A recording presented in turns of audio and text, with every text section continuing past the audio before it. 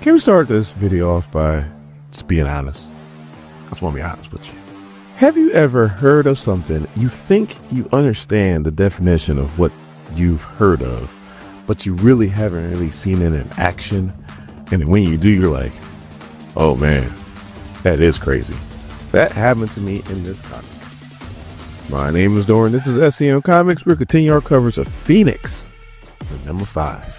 Our story starts off with Eternity saying, I've been expecting you, to the Phoenix, Jean Grey.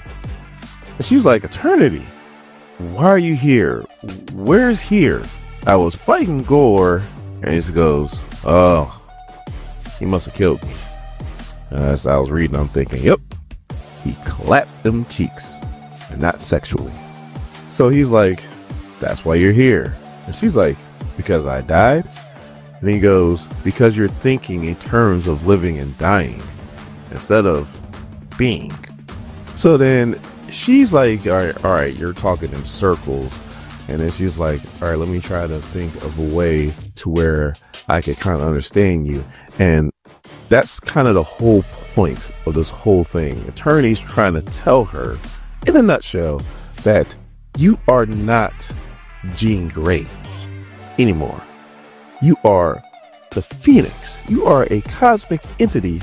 So you need to start thinking like a cosmic entity. So then on the next page, we see all the other cosmic entities, like the Celestials, the Watcher, Mistress Death, and some others that I don't know who they are, but I'm pretty sure you'll let me know in the comments who they are. And you'll probably be like, how has he got a comic book channel? He doesn't know who this is or who that is. Because I have a comic book channel. I'm not an expert whatsoever. And I took a pretty decent hiatus when it came to reading comics. So yeah, you probably know more than me. It's fine. Please enlighten me. Let me know who these other people are. I really want to know. Anyway, Attorney pretty much tells Jean that it's time for her to join them to become creation. Again, stop thinking like a human and start thinking like a cosmic being. So then the Phoenix is like, well, but I don't want to lose the identity of Jean Grey. And Attorney's like, Jean Grey is an idea. An idea can't be lost. You know, it can be changed, but never lost. And then she goes, but what if I lose control? And he goes, you can. Like, you're doing what you're supposed to do. You are the personification of life. You are creation. So for there to be creation, sometimes there has to be a little bit of destruction. It's natural. Circle of life. But now we go back to the fight with Gore. And Gore's like, stay down. But then all of a sudden, All Black isn't responding to him like it normally does. And he's like, what did you do to All Black? And it starts attacking Gore. And Jean, or should I say the Phoenix, is like, I am not a god, Gore. You are mistaken.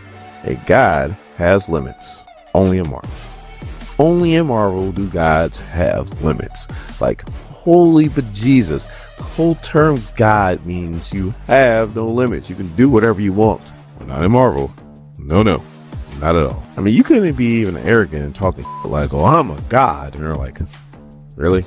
You're a god? No. You're a god. I'm a cosmic entity.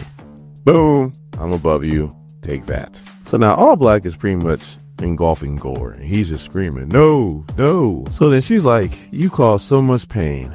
As a star, you will nourish an entire ecosystem of planets.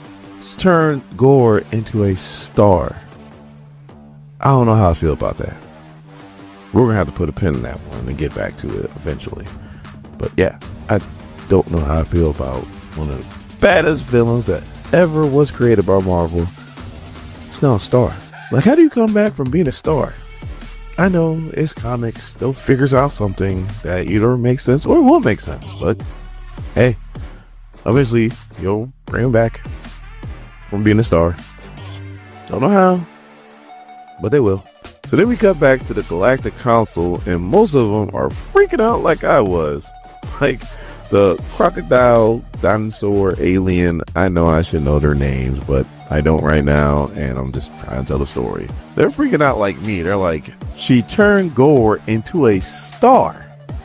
And then this one dude, like, you ain't changing his mind. He's like, Gore attacked her with all black. There is an argument to where you can say that the Phoenix did what was necessary, because that dude does not like Perrikus. And Gladiator just turns around and that dude's pissed off to the highest level of festivity. He's like, so that's what should have happened, huh? Gore should have got turned into a star. So Perrikus and Gladiator are just bad mouthing the Phoenix. All of a sudden, Jean just turns around and is like, you know I can hear you. And I'm like, oh, is that omniscience? Because omniscience is scary if that's what that is. Please let me know in the comments if I got it wrong. But I was like, man.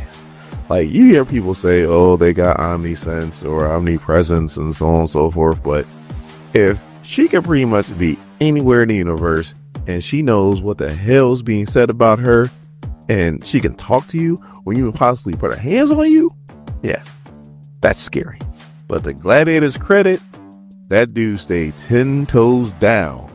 He was like, then you know that your presence is not wanted, Phoenix. And she's like, I'm only here to help. And Perrikus is like, turning a living creature into a star is not the kind of help we're looking for. And she goes, Perrikus, I wondered where you crawled off to after you escaped the black hole. If you wonder what the hell I'm talking about, don't worry, the link to the playlist will be in the description. So then she's like, all black replaced Gore's heart. Without it, he wouldn't be able to survive.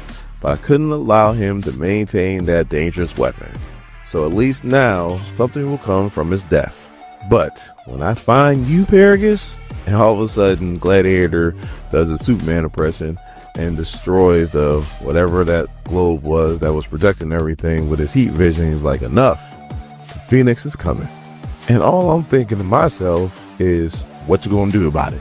So now, the Phoenix is pissed off to the highest level of festivity, and she starts raging out when all of a sudden the girl whose father got killed by Perrikus and who Perrikus decided to take under his wing shows up and confronts the Phoenix. And the girl pretty much tells her as much. Like, you could have stopped Perrikus. So then the Phoenix is trying to explain that she couldn't stop the black hole from collapsing and stop Perrikus at the same time. Now, I love Stephanie Phillips, but right now, you're talking out both sides of your mouth. You can't say that the Phoenix has no limits because it's a cosmic enemy. But now the Phoenix clearly said right here and there that she couldn't do two things at once. That sounds like a limit to me. So the Phoenix is trying to apologize to the girl, Adani. Her name's Adani. I should be using her name. But she ain't trying to hear it. And she cuts the Phoenix with her sword. But all of a sudden the girl like falls to the ground because she can hear all these voices in her head. I guess when she cut the Phoenix with the sword, there was like a psychic vibration. And now she can hear everything that the Phoenix hears all the time.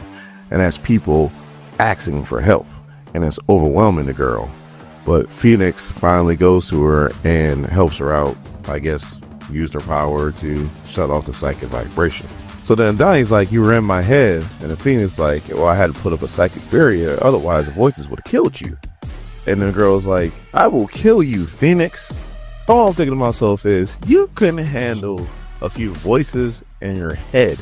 What makes you think now all of a sudden you can kill the Phoenix after she just got finished helping you out?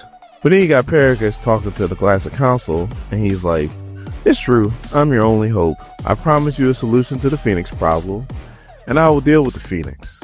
But in exchange for my protection, Thanos will take over leadership of the Galactic Council. And Thanos is like, for a start.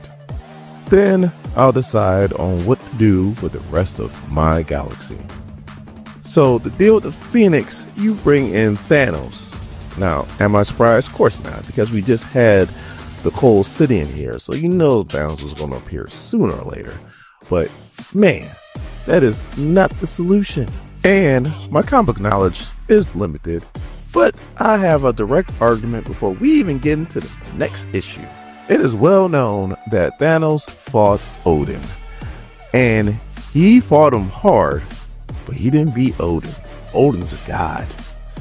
Gods have limits.